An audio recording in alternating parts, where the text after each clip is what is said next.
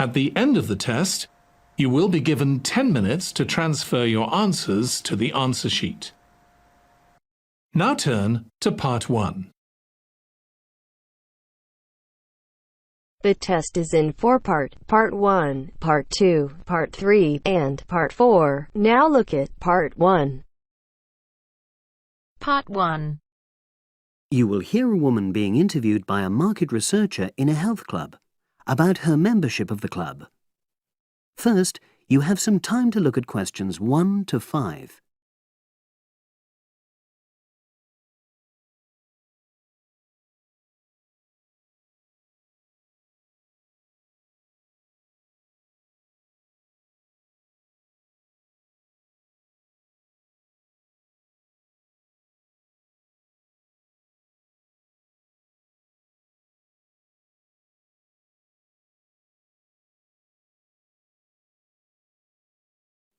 Now we shall begin.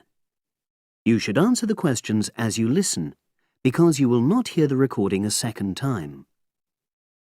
Listen carefully and answer questions 1 to 5. Oh, excuse me. I wonder if you'd have the time to take part in some market research.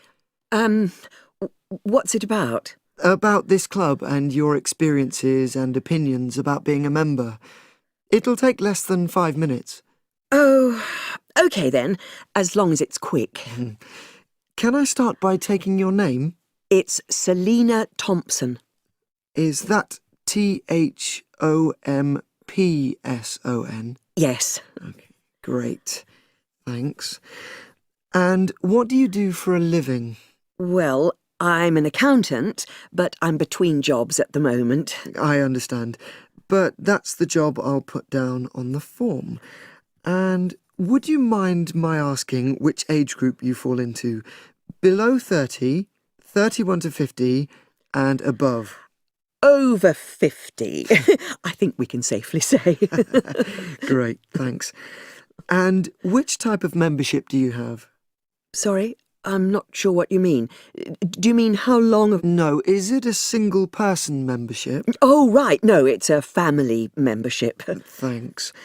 And how long have you been a member? Ooh, let me see. I was certainly here 5 years ago, and it was probably 2 to 3 years more than that. Shall I put down 8? Oh, I remember now. It's 9, definitely. Sorry. No problem. I've got that. And the last question in this first part is, what brought you to the club? Sorry? How did you find out about the club? Did you see any ads? Well, I did actually, but I have to say I wasn't really attracted to the club because of that. It was through word of mouth. So you were recommended by a friend? Actually, my doctor. I'd been suffering from high blood pressure, and he said the club was very supportive of people with that condition, so I signed up. Great, thanks. Before you hear the rest of the conversation, you have some time to look at questions 6 to 10.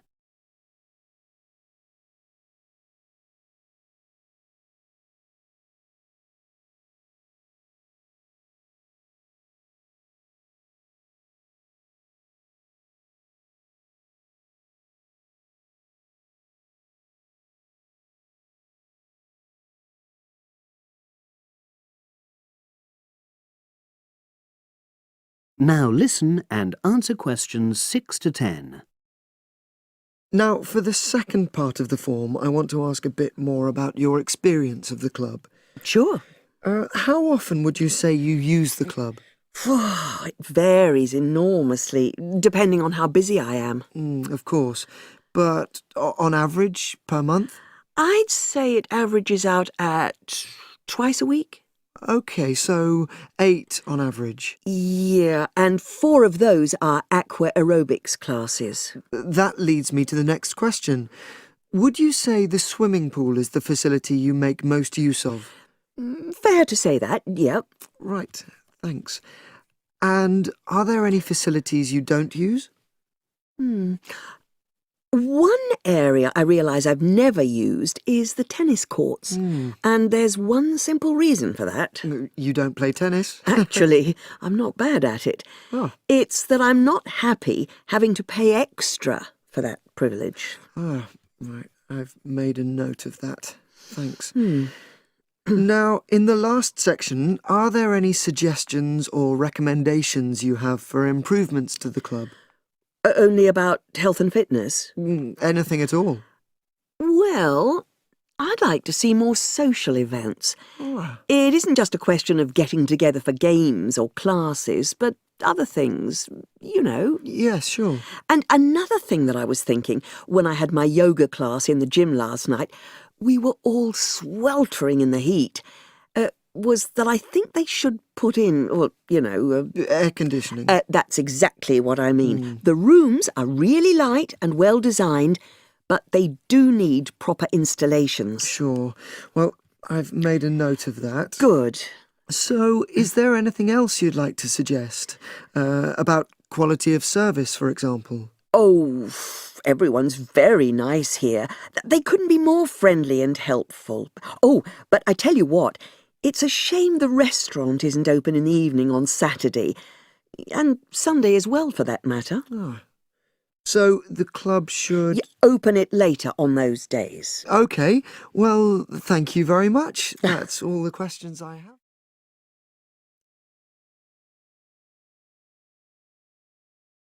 That is the end of part 1. You now have half a minute to check your answers.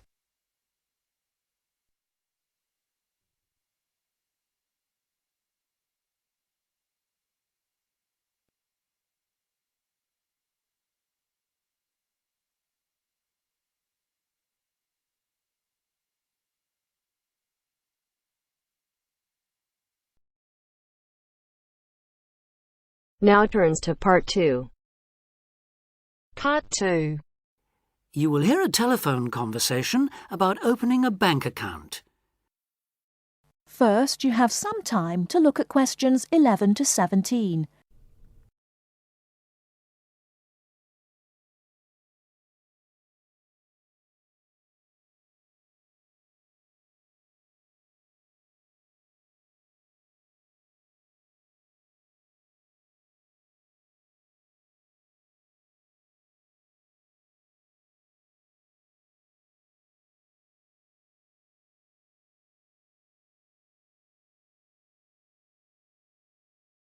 Now, listen carefully and answer questions 11 to 17.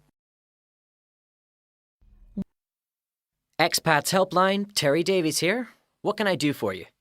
Hello, Terry. I've been in this country for a while, and I've just been offered a job in the city, so I think I'm going to need to open a bank account. I haven't had one before, so I'm wondering what papers I need. Well, basically you'll need to be able to prove to the bank that you're who you say you are, and that you live where you say you do, okay? Uh-huh. And for some banks, at least, that means you'll have to show them 2 separate pieces of identity. So I'll run through the list if you like. Yes, please. Okay. I'll bring it up on the screen. Let's see. Here it is.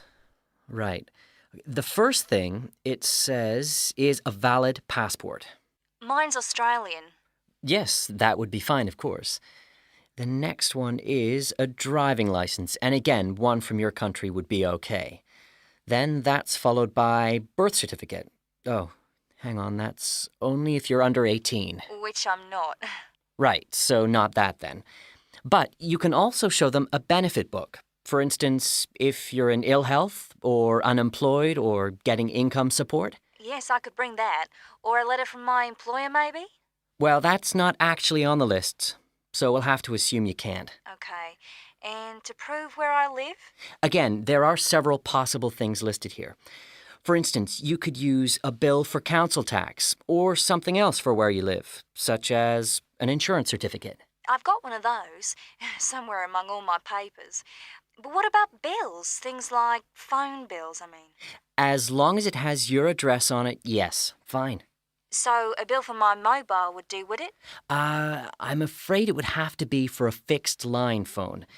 You could use other types of household bill, though, as long as you get them through the post. How about an electricity bill? That'll say where I live, won't it? If it's in your name and not that of a landlord, yes. It is, so I'll probably take that then. There's one other you might want to use, a vehicle registration document. If you have a car or motorbike or something, of course. No, I haven't actually.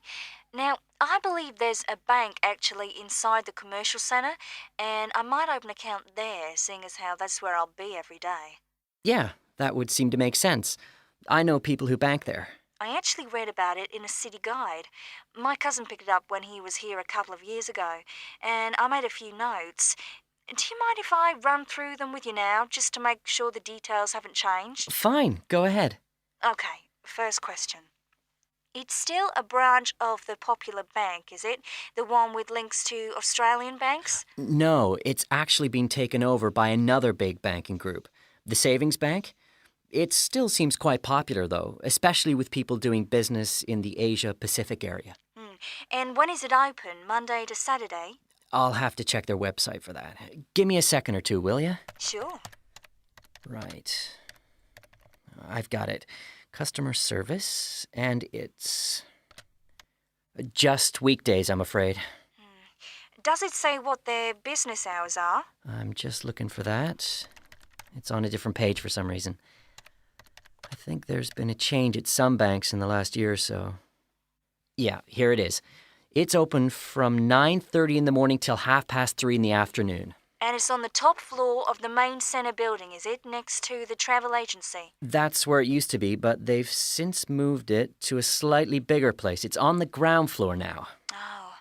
And one last thing on this. I know most banks give incentives to young people to open accounts with them, but apparently this one didn't. Do you know if they're offering anything these days? I'll just check. I'm sure they'd say so on their new clients page if they were. No, there's nothing mentioned here. That's a pity. I was quite looking forward to getting my free gift. Before you hear the rest of the talk, you have some time to look at questions 18 to 20.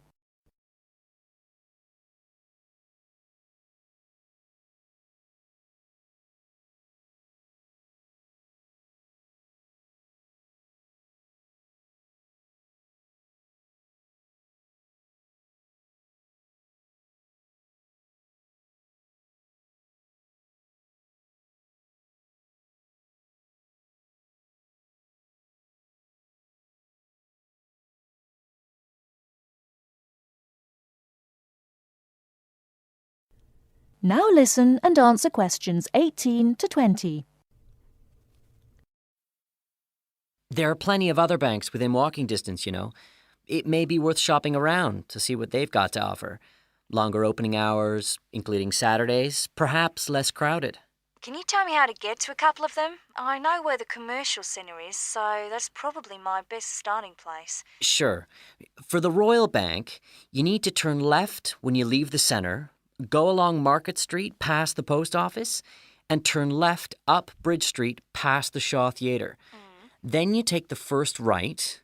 You'll see an internet cafe on the other side, and the Royal is just a bit further along on the right, directly opposite the Park Hotel. Okay, I've got that. What about the Northern Bank? For that one, you turn right as you come out of the centre and go along Market Street until you come to the junction with West Street. There you turn right again and carry on up as far as the next junction where you take a left. You'll see the bank from there. It's the third building on the right. Fine. And the last one, the National Bank? You can go either way from the centre, really. Up West Street or Bridge Street and then along past City Hall. The bank is on the other side of the road, right next to the tourist office. You can't miss it. Great. Thanks a lot for your help. Anytime. Bye. Bye.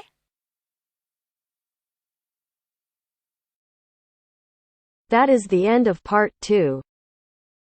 You now have half a minute to check your answers.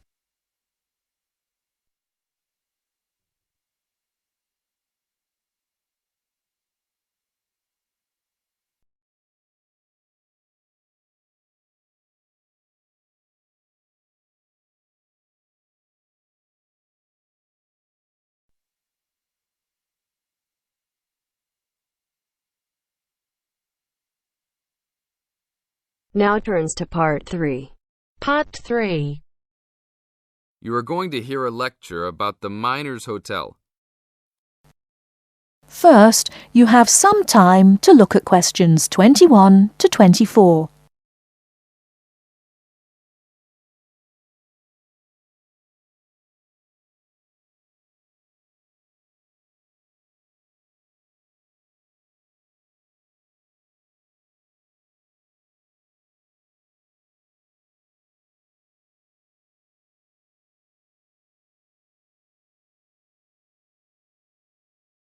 Now, listen carefully and answer questions 21 to 24. Good evening and welcome to the Miner Hotel. We are pleased to have you as our guest. I will give you a brief information session to tell you everything you need to know to make this a pleasant stay. The Miner Hotel was built in the 1850s, during the Gold Rush period, also nicknaming our state the Golden State.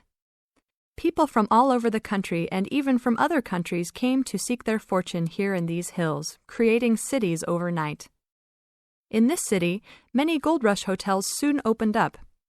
This particular hotel was built in 1851, but was destroyed during an earthquake. It was rebuilt in 1995 to recreate the feel of the Gold Rush, complete with articles and actual photographs from during the 1850s. Our hotel is divided into 2 buildings, one called the Gold Tower and the other is named the Fortune Tower. You will be staying in the Fortune Tower on the 25th floor, complete with great views of the city. Your room is the best room in the hotel, complete with private living room and hot tub. Here is your room card. On the card it will say FT, meaning Fortune Tower. On the bottom of the card it will say 2515. The 25 stands for the 25th floor, and the 15 stands for the 15th room on that particular floor. Before you hear the rest of the talk, you have some time to look at questions 25 to 30.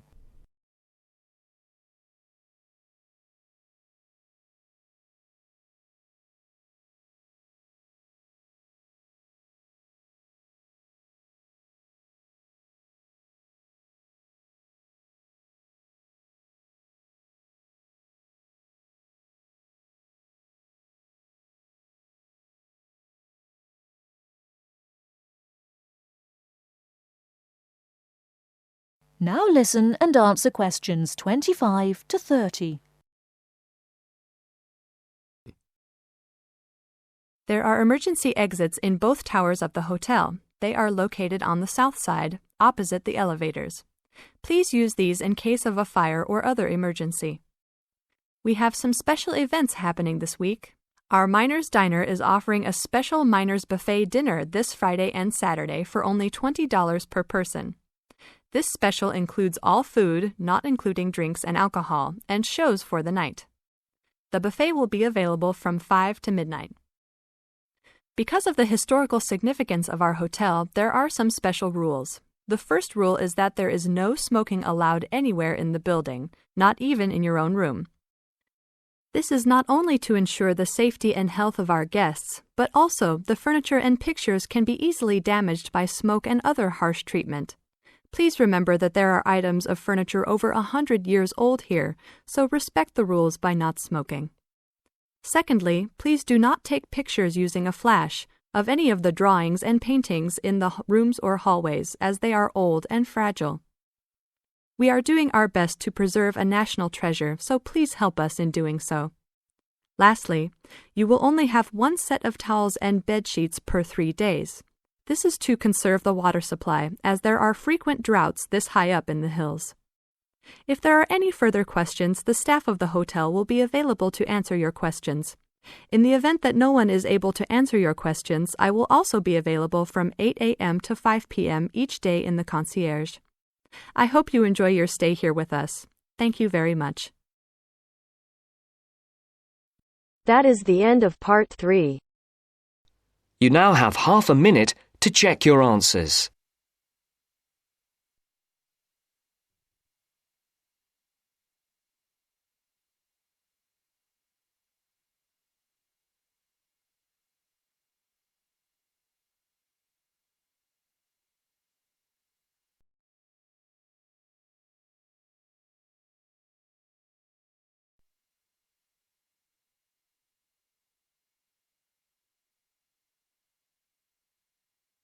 Now turns to Part 4. Part 4. You are going to hear a talk about the tall ships race in Britain. First, you have some time to look at questions 31 to 40.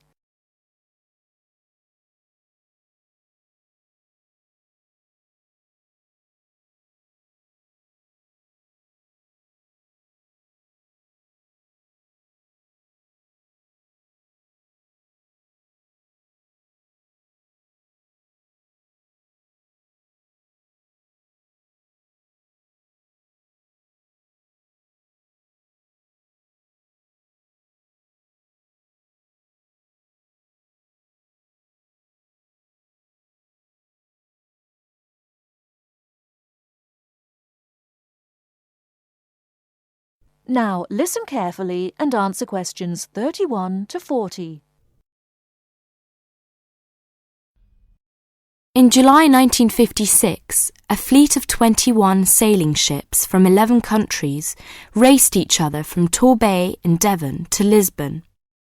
The ships had been converted from cargo carrying to sail training ships. However, their future seemed uncertain, and the purpose of the gathering was to mark the passing of the age of the sail. What happened instead was that the sailing ships refused to say goodbye, and 2 years later they raced again, and the fleet was even larger. It was then that the title The Tall Ships was given to them, and the name remains today. The original organisers, the Sail Training Ship International Race Committee, now called the Sail Training Association, saw that a new international movement had begun, adventure training under sail. As race succeeded race, it became clear that the events had more to do with bringing adventure and widening the horizons of young people than of commemorating the passing of sail. Now, sail training ships began to be specially built, and young people from all walks of life wanted to participate. Now, to compete, a vessel has to satisfy just 3 requirements.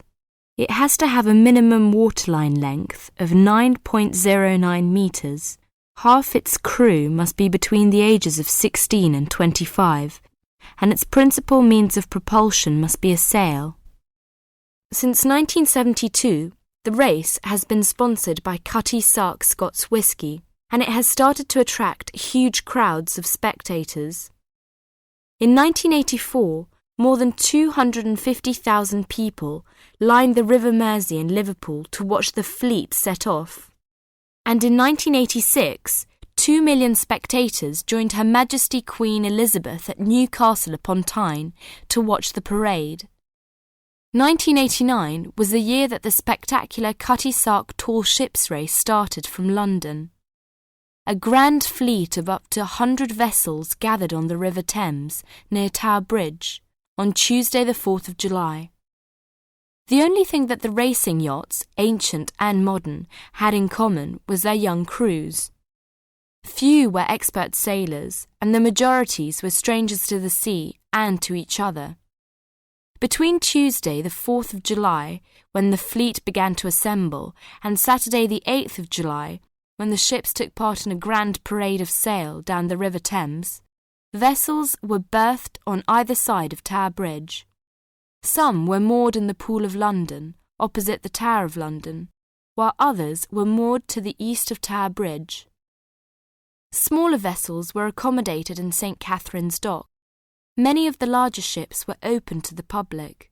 It was an amazing and historic spectacle as the ships sailed slowly up the River Thames. That is the end of Part 4. You now have half a minute to check your answers.